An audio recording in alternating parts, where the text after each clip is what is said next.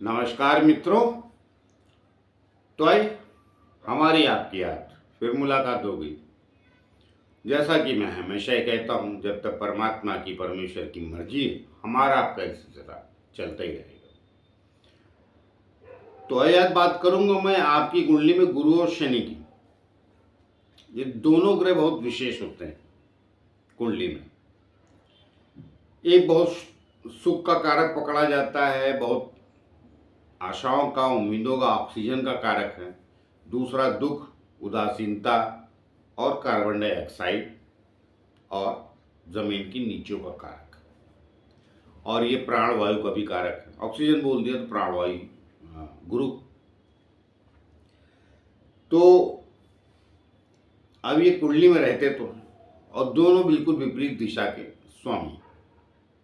मगर जब इनकी एक दूसरे पर दृष्टियां हो जाएं या सिर्फ एक ग्रह देखे, अर्थात शनि को गुरु देखे या गुरु को शनि देखे, तो मैंने आपकी सुविधा के लिए यहाँ पर लिख दिया है गुरु शनि, शनि गुरु। तो इसलिए कि गुरु और शनि की बात करना चाहता हूँ, और वो कहीं भी बैठे हो, कोई फर्क नहीं पड़ता। अभी गुरु यहाँ बैठा, शनि मैंने यहाँ लिख दिया, तो इसकी तीसरी दिशा पड़ेगी किस पे? गुरु पे, लग्न पे। आपका गुरु कहीं भी हो सकता है 12 घरों में, या शनि भी कहीं भी हो सकता है। तो शनि की 3 दृष्टियाँ, तीसरी, 7वीं और 10वीं। गुरु की भी 3 दृष्टियाँ, 5वीं, 7वीं और 9वीं। ये 3 दृष्टियाँ बता दी आपकी। गुरु की 5वीं, 7वीं और 9वीं। तो गुरु यहाँ मैंने लिख दिया, तो 5वें से यहाँ देंगे, 7वें से यहाँ, 9वें से यहाँ, और यहाँ लिखा है तो 7वें से यहाँ, 5वें से यहाँ और 9वें से यहाँ।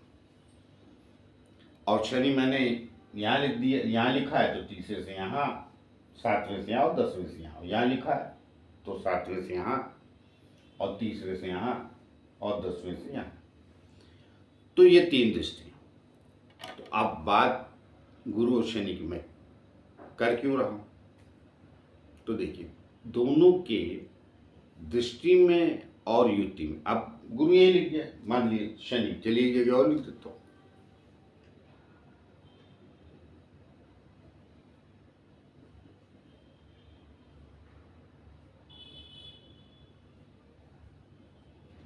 शनि और गुरु ये युति हो गई।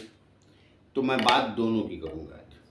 एक्चुअली सोचा था गुरु और शनि की युति की बात मैं बात करूंगा, लेकिन चलिए यहाँ पे तो समझाने के लिए थोड़ा कहता हूँ, कभी डिटेल में, फिर गुरु और शनि की युति पे और आ जाऊंगा। अब देखिए बात ये है विशेष कि दोनों की दृष्टियों में बहुत अंतर है।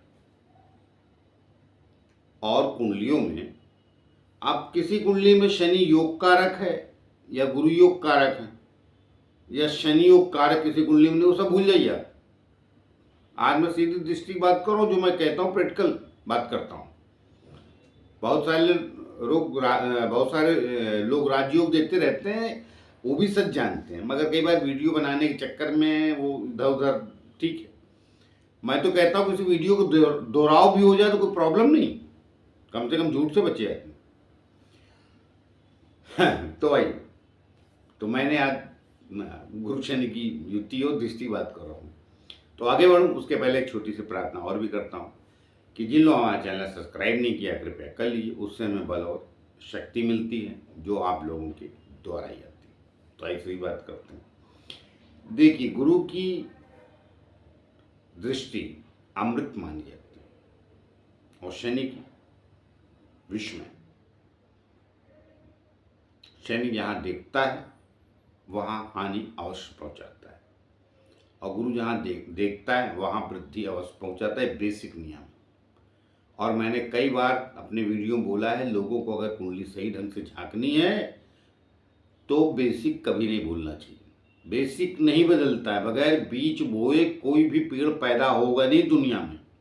जिसकी जो प्रकृति है, क्या बोलते हैं उसे, पेड़ की, वो प्रकृति से ही उसके साथ चलेंगे तो फलवित होगा। कुछ ऐसे पौधे पाए जाते हैं फूलों में जिनका बीज ने उनकी डाली लगा दिए तो भी आ जाते हैं। तो वही तो गुरु। मगर कुछ जगह तो निश्चित है बीज बोना पड़ेगा और लंबा समय लेंगे वो शनि। इसीलिए शनि महाराज को कई बार खनिज बोला जाता है, मतलब जमीन के नीचे का। और देरी के कारक भी बोले जाते हैं। तो आप देखेंगे फलदार जो पेड़ होते हैं ज़्यादातर वो एक आयु के बाद फल देते हैं, लंबा समय लेते हैं, मगर उसमें भी गुरु की कृपा उस पेड़ में आवश्यक होती है। बगैर गुरु कृपा के दुनिया में कोई पेड़ फलदायक होता ही नहीं। चलिए आज पेड़ पे चलिए बेसिक समझाने के लिए बोला तो बता दिया इतना। ज़्यादातर वृक्ष जो होते हैं शनि से कुष्ठित जो वृक्ष होते हैं ना, जो जिनमें कुछ है ही नहीं, कटीले हैं या तो निर्जीव है। निर्जीव का तात्पर्य वो मतलब कोई फल वगैरह नहीं लगता, बस हैं पत्तियाँ वगैरह लगती है, तो वो ज़्यादा तो शनि से देखे जाते हैं। हर वृक्ष का अपना 9 ग्रहों से देखे जाते हैं। चलिए अब वहाँ जाऊँगा तो अब बात चलती है तो भाई निकल ही जाती। तो मैं समझाने के लिए गया था वृक्षों के हिसाब से, मगर चलिए बात सीधी यहाँ। तो क्या है कि देखिए बड़ी बड़ी लोग बातें करते हैं कि शनि कहीं भी बैठा हो। मैं बात बता देता हूँ साहब, शनि पे अगर गुरु नहीं देख रहा, जैसे देखिए अब 7वीं दृष्टि दोनों की, गुरु और शनि आमने सामने अगर आपकी कुंडली में, तो सबसे आदर्श स्थिति है ये, मतलब अच्छी स्थिति कह सकते हैं। उसमें भी एक ग्रह अच्छा फल देगा, दूसरा नहीं देगा। अब गुरु देगा शनि देगा उस विषय में आज नहीं जाऊंगा। मोस्ट प्रॉब्ली गुरु ही देगा, अर्थात कई बार शनि भी दे जाएगा बेहतर, आमने सामने बैठा हो। मतलब कहीं भी कुंडली में आपके अष्टम में शनि बैठा हो, द्वितीय में गुरु बैठा हो या द्वितीय में शनि बैठा हो, आपकी कुंडली में कहीं भी है आमने सामने होना चाहिए, क्योंकि 7वीं दृष्टि तो सभी ग्रह की। अब उसके अलावा जब किसी की कुंडली में गुरु न देखे, आमने सामने होंगे तो देखेंगे, सिर्फ शनि देखे तो समझिए आपकी जिंदगी की परेशानियां बढ़ गई। आप लाख परेशान, मतलब कोशिश कर लो, मेहनत कर लो, सब करो, कराएगा भी वही शनि।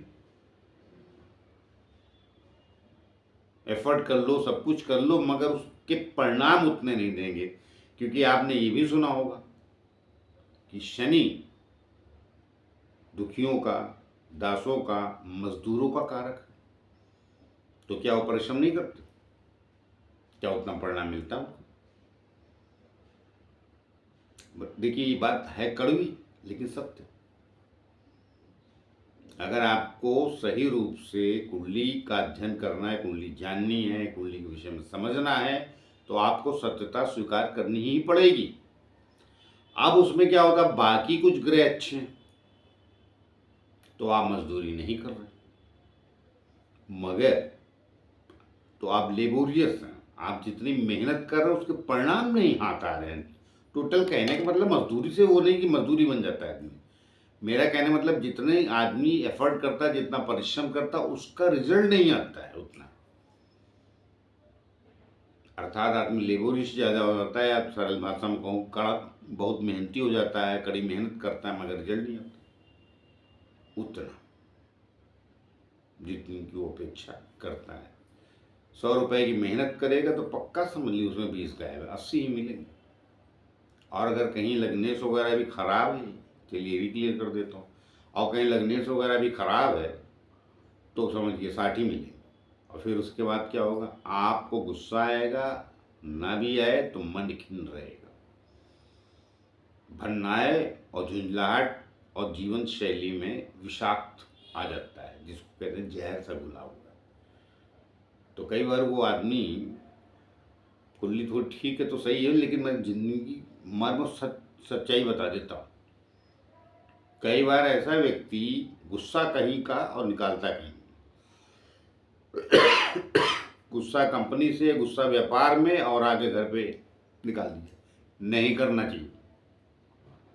मेरा एक ज्ञान आज जो मेरा ये वीडियो देख रहे हैं वो अवश्य ले लें, जहाँ का झगड़ा है वहीं सलटा के आइए, दूसरे को उसका कष्ट मत दीजिए, वही मनुष्य कहलाता है। सुख दुख इसीलिए सम बोले गए हैं अपने सारे आध्यात्मिक पुस्तकों में, मगर एक भी व्यक्ति जीता नहीं है, ये भी सत्य है। और जो जी लेता है तो फिर तो आप उन्हें पूजने लगते हैं, फिर वहाँ शनि की दृष्टि है, गुरु को फर्क नहीं पड़ता, क्योंकि वैराग्य जो होता है तो उसमें वो शनि को भी वैराग आता है। फिर तो आप कमाल का ज्ञानी हो जाता है, अब आप दुनिया उसके पीछे, क्योंकि मांग ही नहीं रहा कुछ, वो विषय बात का।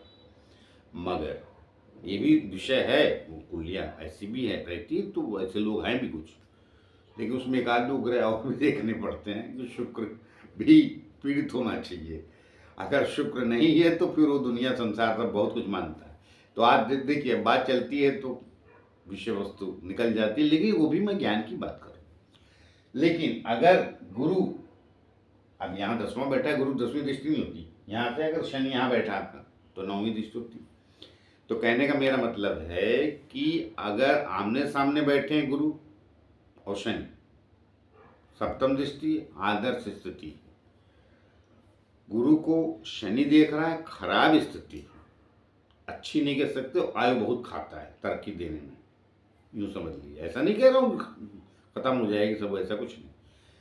और दोनों की युति है, एक ही जगह बैठे हैं, उस पर विस्तार में कभी आऊँगा, तो उस स्थान में मिले जुले परिणाम होते हैं, और वृद्धि देगा या नहीं देगा उसमें वो छेड़ूंगा, तो जैसे अभी बीच में छेड़ दिया था मैंने किसी विषय को लेकर, शायद संतों वगैरह की तरफ चला गया, तो फिर वीडियो बहुत विस्तार पा जाता है। विस्तार का क्या तकलीफ ये है कि सब तो है ज्ञान ही,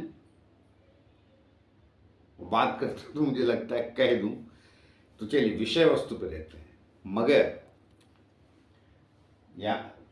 ये यहाँ गुरु शनि बैठे और गुरु देख ले, कहीं भी देख ले, आप यूं मान लीजिए शनि की दृष्टि गुरु पे न पड़े और गुरु की दृष्टि शनि पे पड़े, कमाल, बहुत बढ़िया। आदर्श के ऊपर जो मतलब उत्कृष्ट स्थिति होती ना, वो है, बहुत बढ़िया। चलिए आज जाते जाते एक और बात कह देता हूँ। अगर गुरु की दृष्टि शनि पे है तो ऐसे व्यक्ति को कई बार उच्च स्तरीय के लिए, या जिसको कहते हैं परमात्मा का एक बार दर्शन हो जाता है उसको। कई बार वो अनुभव करता है कि मुझे कोई तो विशेष मिला।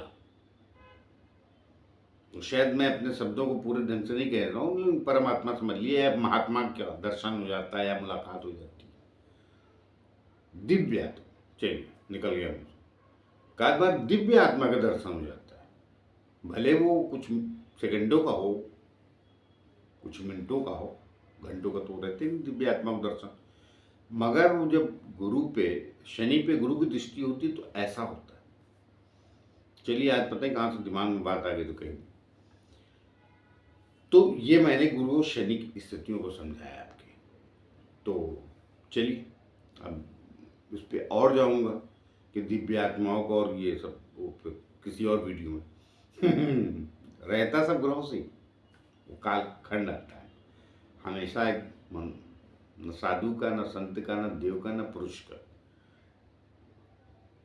न अमीर का, न रईस का, जो भी सामान एक जैसा वक्त नहीं रहता है, वो ग्रहों की वजह से ही होता है।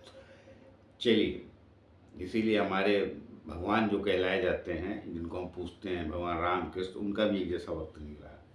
तो समझने की कोशिश करें मानव समाज उसका कैसे रहेगा। तो आइए मिलते हैं किसी और नए विषय को लेकर।